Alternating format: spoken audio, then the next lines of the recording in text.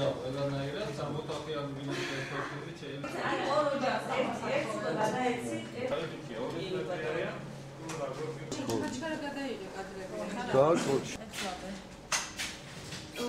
მირე კარნახო, მოინდორი ჯგუფის მე როლი დასწრებული დაწერე.